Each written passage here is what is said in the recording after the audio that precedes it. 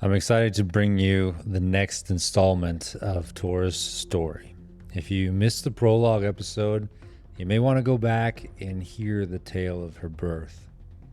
You'll hear how she came into the world and the mystery of her true parents. Or you can just stay with us now and circle back later. Either way, knowing her origin will definitely deepen everything that you hear today. If you did end up hearing the prologue, then you know Tor's beginning was marked by sacrifice and a destiny that runs deeper than she even realizes. But stories are not made of beginnings alone. They're forged in the world that shapes a child. And the world Tor grows up in, it's not gentle. It's raw, it's unforgiving, and sharp as the wind that howls through the valleys of Norway. Now, keep in mind that this is part of a rough draft. This book will go through significant amounts of edits in order to make it to publishing. Your feedback along the way is more than welcome, and constructive suggestions also welcome. In this opening scene, you're going to meet Tora, not as a warrior yet, but as a girl already marked by the fire within her. You'll see her wrestle with the land, with the boys who mock her, and with the hunger that refuses to let her stay small. This is not just about survival. It's about the forging of someone who is about to step into an epic journey of self-discovery, a journey that will test her spirit, her strength, and even her faith. So, settle in. This is the beginning of the storm. Chapter 1. The Hunger Inside. The wind, it didn't whisper in the valley. It didn't murmur, nor hum, nor offer a song to those who tilled its earth. No, the wind howled, a great starving thing, tearing at the eaves of the farmhouse, lashing the sheep pens, rattling loose the slats of the wooden fence until it seemed that the whole earth might shake apart. Smoke curled from the chimney, but even that was stolen before it could rise, whipped sideways, thin and ragged, vanishing into the great gray beyond.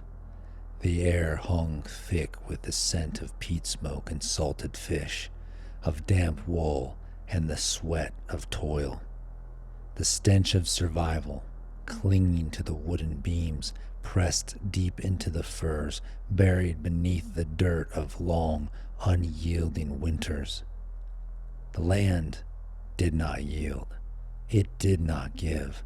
It took, and it took the weak. It swallowed them in the frost, in the wind, in the endless labor of hands cracked like river ice and shoulders bowed beneath burdens too heavy, too ceaseless, too cruel to be borne for long. But Tora was not weak. She had learned young that the land was no friend, no gentle mother to cradle her soft hands and whisper comforts against her ear. No, this land was a beast, one that must be tamed, wrestled to the earth with bare hands and iron will, a thing to be conquered, not trusted. The fields stretched barren beneath the winter sky, nothing but frost-bitten remnants clinging to the frozen ground. The ghosts of last season's crops lingering in the skeletal remains of stalks bent and blackened with cold.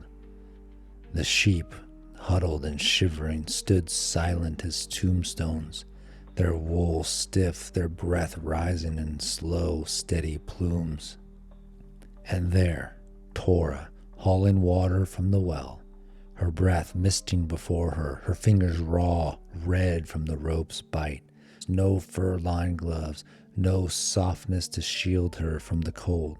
Just her hands, worn already at such a young age. Her grip was firm, her stance unshaken as she dragged the brimming bucket up from the darkness below. She did not whimper. she didn't pause. The weight of it meant nothing. She had known hardship before she had known her own name. It was her first language, the first truth the world had ever given her. Before she had known words, she had known work. The ache of her shoulders before dawn, the burn in her legs from running the steep hills, the sting of winter air biting at her cheeks, and she had never feared it. She set the bucket down, exhaled hard, wiped the sweat from her brow with the back of her hand. The cold would steal the moisture from her skin before long, turn the sweat to ice, but she didn't care. The farmhouse loomed in the distance, dark against the whitewashed sky. Inside, her parents sat by the fire, their hands folded, their voices low. They were not her parents by blood. That much she did not know yet. But she felt it in the quiet, in the way they never spoke of the day she had come into their lives. They loved her, she supposed, in their own way, in the way of duty, in the way of those who had been given a child, not born of them, and had done what was necessary to keep her fed, to keep her warm, and to keep her alive. But there was a space between them, a thing neither spoken nor touched, a wall built of something she did not yet have words for. They didn't understand her. Not the way she ran when other girls walked, not the way she climbed where no child, no daughter was meant to climb, and not the way she fought, and oh, how she fought. The village boys had learned young not to challenge her. They had sneered at first, laughing, jeering, calling her wrong, unnatural, cursed. A girl with fists that struck as hard as any boy, with legs that ran faster, with shoulders that bore burdens without flinching. So they had tested her, pushed her, shoved her, first in jest, then in challenge, then in something darker. And she had shoved back, had met their fists with her own, had wrestled them into the dirt, and had sent them home bloodied and bruised, their lips split, their arms aching, their pride shattered beneath the weight of the truth. She was stronger than them. She had felt it, even then, the hunger, that something in her bones, in her breath. It was not a yearning for softness, not a desire for warmth or ease. No, it was a hunger for the fight. She could feel it even now, coiling beneath her ribs like a thing alive, a restless beast that would not be quieted. This life was not enough. The farm, the endless cycles of sowing and reaping, of birthing lambs and slaughtering them, of bending and breaking beneath the weight of the same day lived over and over again. It was not enough. She looked towards the fjord, where the sea stretched out, vast and waiting, its waves clawing hungrily at the shore. She could hear the whispers of the old stories in her mind, the ones told by the village elders, the ones she was meant to forget. Men who sailed beyond the edge of the world, men who carved their names into the bones of history, men who did not bow, who did not yield, who did not wait for the world to give them what they wanted. Men who took, and she thought, why not me? The wind howled, pulling at her braids, lashing her face, but she did not blink. She didn't flinch. She did not turn away. She would not stay here. She would not rot in this valley, and she would not fade into silence. She was not a girl meant only for tending sheep and living small and dying smaller. No, she had not been born for this. The fire in her blood told her so. She had felt it in the way her body moved, in the way her hands clenched at the thought of submission, in the way her soul reached for something more, something vast, something waiting. And though she did not yet know its name, she could feel its calling. The wind shrieked through the valley, but it did not push her back. It carried her forward. The sky stretched wide and gray that day, the clouds swollen with the promise of winter's first snow. A wind prowled through the valley, snarling at the withered fields where the harvest had long been taken, the earth already hardened with frost. It felt like a world holding its breath, waiting for that final, fatal whisper of ice to blanket it all. Tora ran. Her leather boots struck the frozen ground, each stride a defiant drumbeat. The worn soles biting into the frost-bitten earth, she moved like the wind, cutting through the valley. Relentless, untamed, unwilling to yield. Her breath cut sharply in her chest, but she did not slow. The village boys ran beside her, behind her. Their laughter loud and careless at first, born of smug certainty of those who had never faced real defeat. They had always been the fastest, the strongest, until now. She felt their gaze upon her, felt the flickers of doubt growing in their eyes, curling like thin wisps of smoke in the raw morning air. The oak at the crest of the hill loomed above them, ancient limbs outstretched like the arms of a slumbering god. Tora reached it first. She did not pause, merely leapt, caught the lowest branch and hauled herself upward. The bark scraped her palms and the icy wind snatched at her hair, yet she climbed with the ease of a creature born to conquer heights. Below, the boys scrambled, panting and cursing, their boots slipping on the cold, unyielding trunk. Bjorn managed halfway up before he lost his grip. Fingers clawing in desperation at the empty air, he hit the frozen dirt with a thud, the breath leaving him in a startled gasp. A moment's hush fell, then sharp laughter rose, not from Tora, but from those who had seen a chance to mock someone other than her for once. Bjorn's face twisted, red, first from exertion, then from something deeper, something raw, gnawing at the edges of his pride like a dog worrying at a bone. His breath came sharp and uneven, his fist curling at his side, not from pain but from the sheer injustice of it. She had beaten him. Tora dropped from the branch like an autumn leaf caught in the wind, graceful, inevitable, untouched by the fall.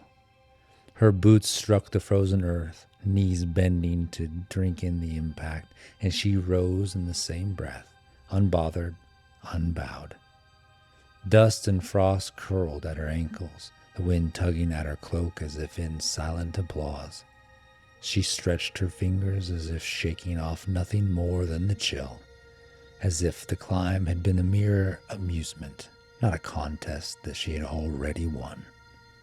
Bjorn stumbled upright, spit with fury thick in his throat. "You cheated." Tora arched one eyebrow, mock sympathy playing at the corners of her lips. "Oh, and there I thought I just climbed faster." "You climb like a rat, skithering, scrambling, clawing." His words were venom meant to wound. She smirked, the wind teasing the strand of auburn through the sharp blue of her eyes. "And yet the rat is at the top of the tree while the big, strong ox wallows in the dirt." A few of the boys snickered, though they quickly silenced themselves when Bjorn shot them a glare that could curdle milk. His jaw tightened, his pride bleeding into rage. "You only won because you're small.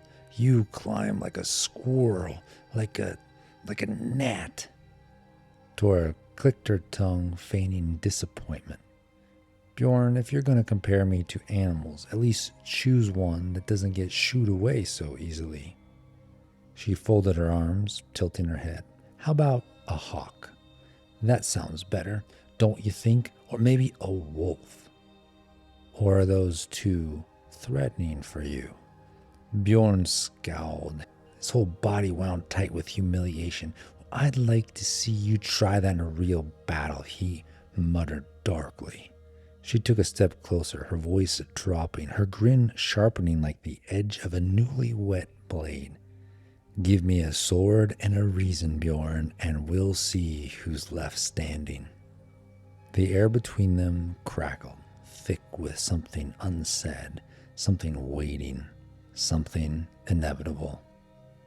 Tora smirked, tilting her head just enough to let the wind catch in her hair, her blue eyes glinting with something sharp, something dangerous. She saw the way Bjorn's fists curled, the way his nostrils flared, the way he tried, oh, how he tried to swallow his humiliation whole. She gave him no mercy. That's your trouble, Bjorn. She let the words roll slow and deliberate, savoring the way his scowl deepened. All strength, no sense, like a great dumb ox that charges head first into a fence and then wonders why its skull is cracked. The other boys stifled their laughter, half in awe, half in terror. Bjorn's face darkened, his breath ragged, his pride screaming for blood.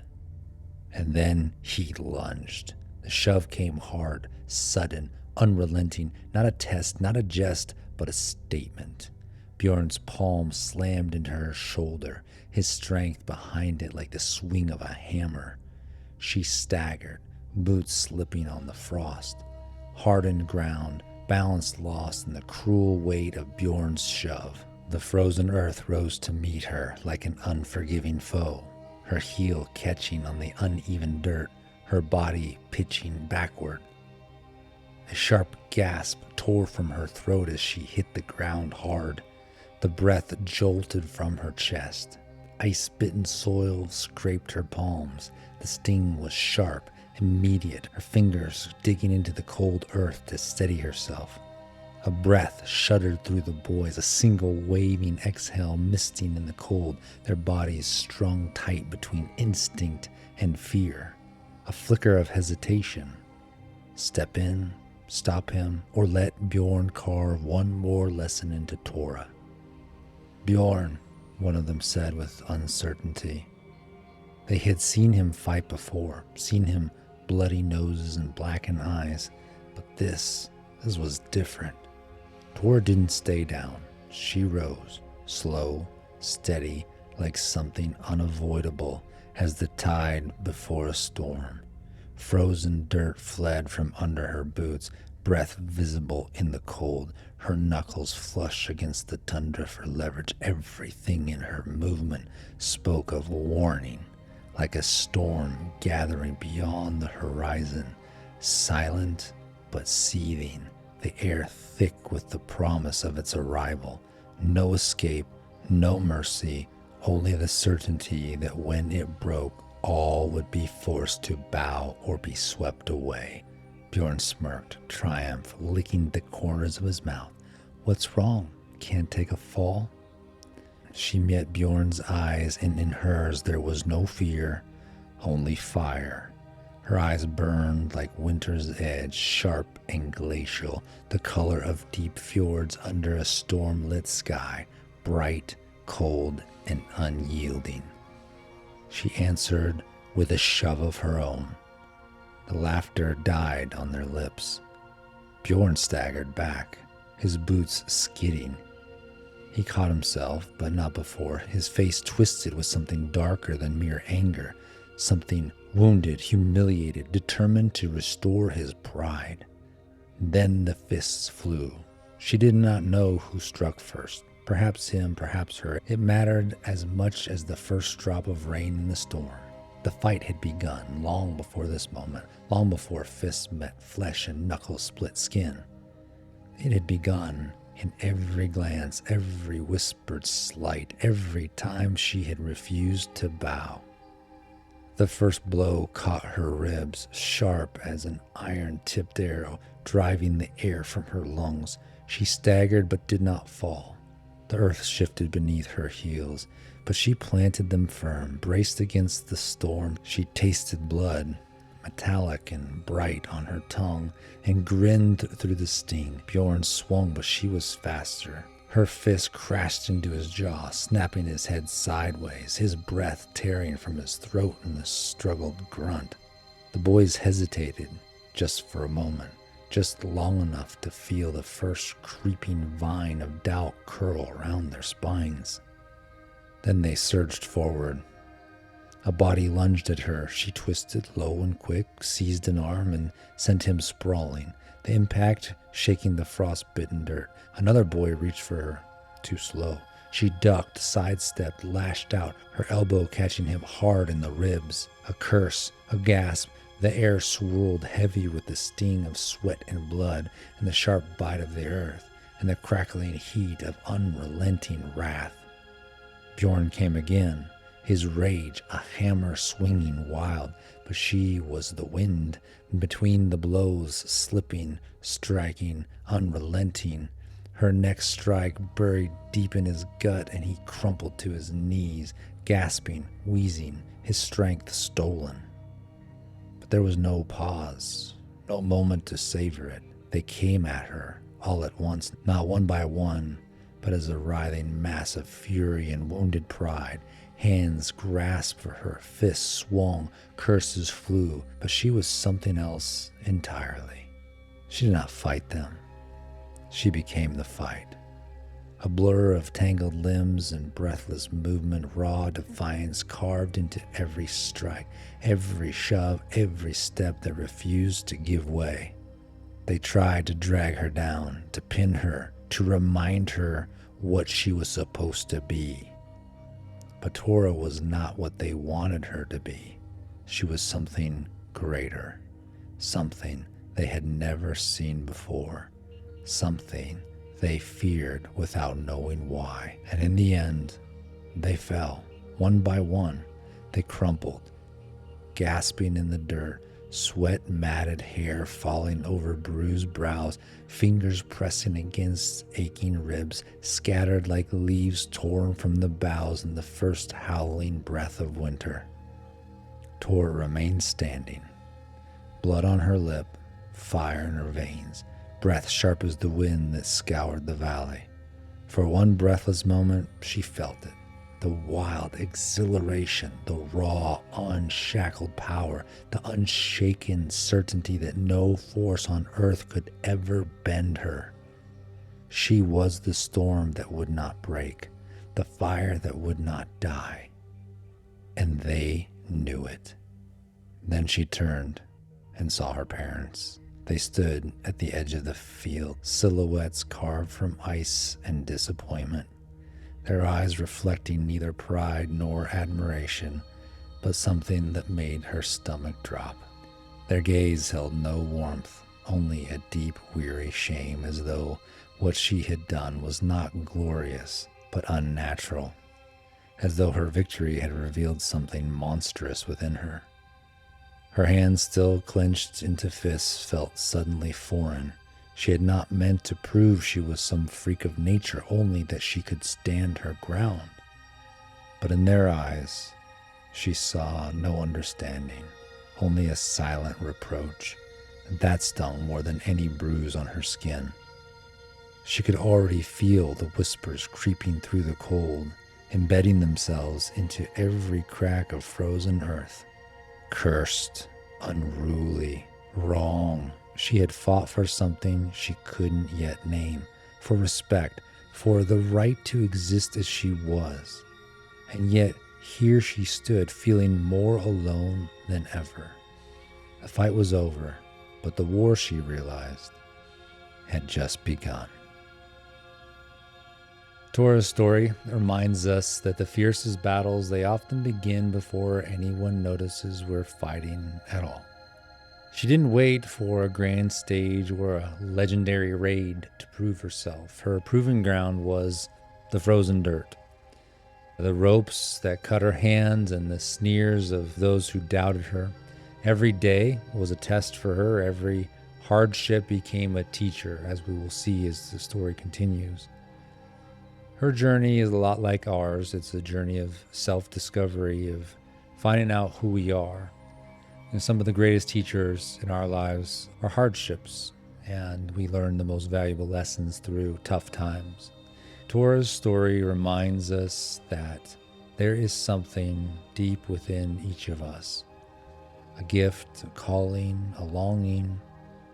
You were created for a purpose, and you are on a journey of discovery. And so through hardships, through tough times, it is possible to begin to discover who you really are and who you were made to be.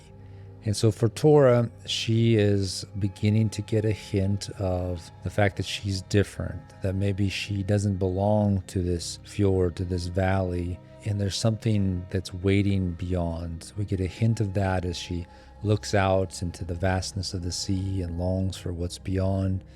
She's different than her parents, as we have found out in the prologue and even in this chapter, that they are not truly her birth parents.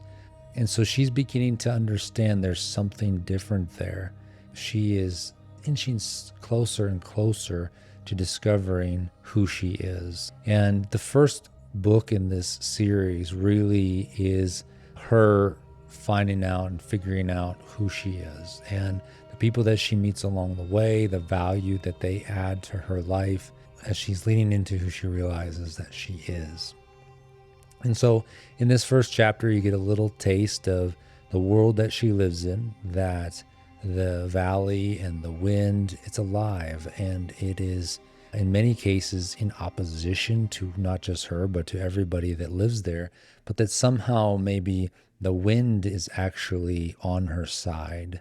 And you see that her interaction with the wind is usually, almost always, exclusively positive. But even in the times where it might feel negative down the road here in the book, there are still valuable lessons that she's learning from the wind, and there'll be people along the way to teach her some of these lessons. And so she has some raw, natural talents and abilities. She's athletic, she's quick. She may not be stronger physically than the boys or than Bjorn, who will show up many times in this first book here. But she is discovering that you don't necessarily have to be stronger if you are smarter and are quick and tactful. And so she definitely will develop into that tactician as we go through. I hope you enjoyed this. There are many more chapters to come, and we'll sprinkle them throughout the rest of Viking Legacy and Lore podcast periodically. And again, always appreciate feedback. If you want to hear more, I did email a copy of the prologue to everybody that requested. So if you would like to request a PDF of the prologue, if you would like to read it for yourself, please send me an email, vikinglegacyandlore@gmail.com. It's pretty simple. Just send an email and I'll send that on to you and you can read that. I appreciate you listening. Until next time, be bold, be strong, and awaken the Viking in you.